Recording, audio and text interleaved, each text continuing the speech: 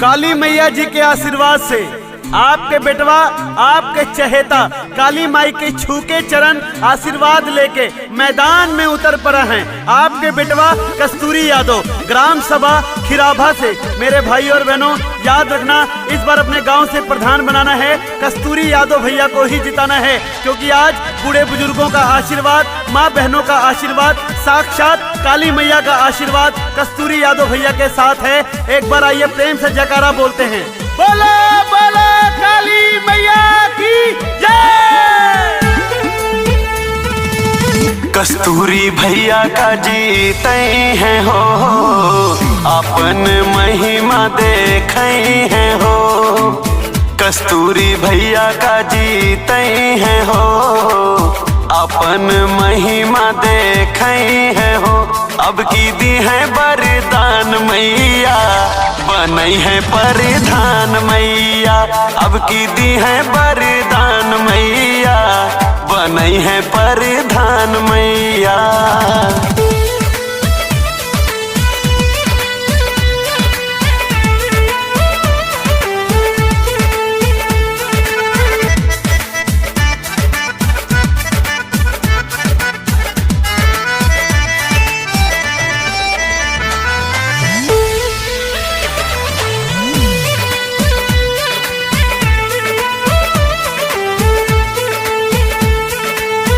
काली मैया जी कर है उपकार हो, माई बहन चाचा चाची दी हैं दुलार हो।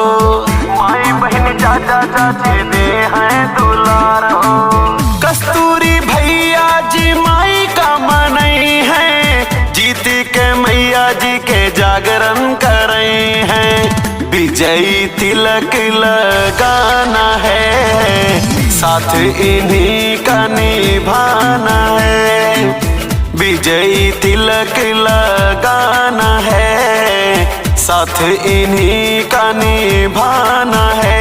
अब की दी है वरदान मैया, बनई है परिधान मैया। अब की दी है वरदान मैया, बनई है परिधान मैया।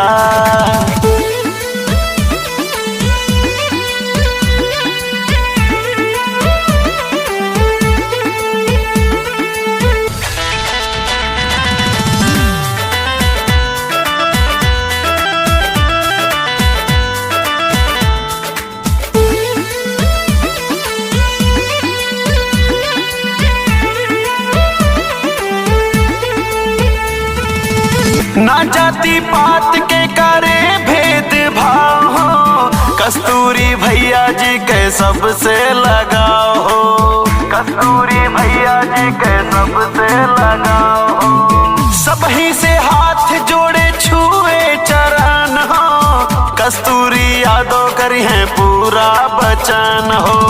हर कोई इनका दीवाना है, गौआ मनमा बखाना है। हर कोई इनका दीवाना है, गौआ मनमा बखाना है। अब की दी है वरदान मैया, बनई है परिधान मैया। अब की दी है वरदान मैया, बनई है परिधान भैया।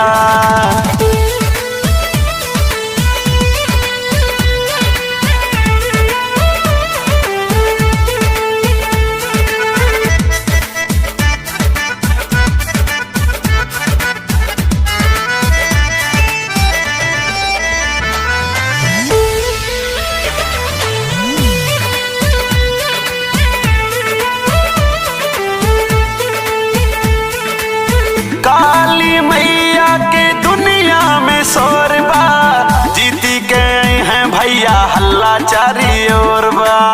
जीती के हैं भैया हल्ला चारी ओर बा। केहू विरोधी के लागी नहीं दाव, कस्तूरी भैया का जीतई है चुनाव। पगड़ी इन्हीं को पहनाना है, अपना ये जाना पहचाना है। पगड़ी इन्हीं को पहनाना है, गौआ का मुखिया बनाना है।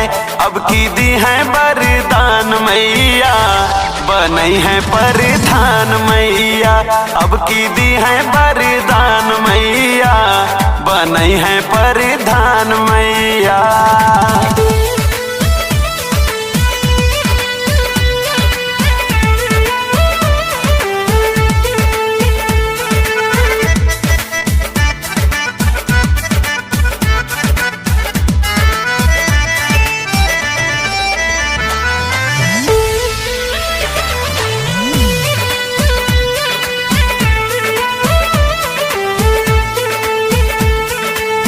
गांव के काका दादा साथ निभाई हैं, कस्तूरी यादव जी का विजयी बनाए हैं, कस्तूरी यादव जी का विजयी बनाए हैं। काली मैया के बाटे आशीर्वाद हो, कस्तूरी भैया जी के अलग बात हो, जीत की माला पहनाना है, गौवा का मुखिया बनाना है, जीत के माला पहनाना है, गौवा का मुखिया बनाना है। अब की दी है वरदान मैया, बनई है परिधान मैया, अब की दी है वरदान मैया, बनई है परिधान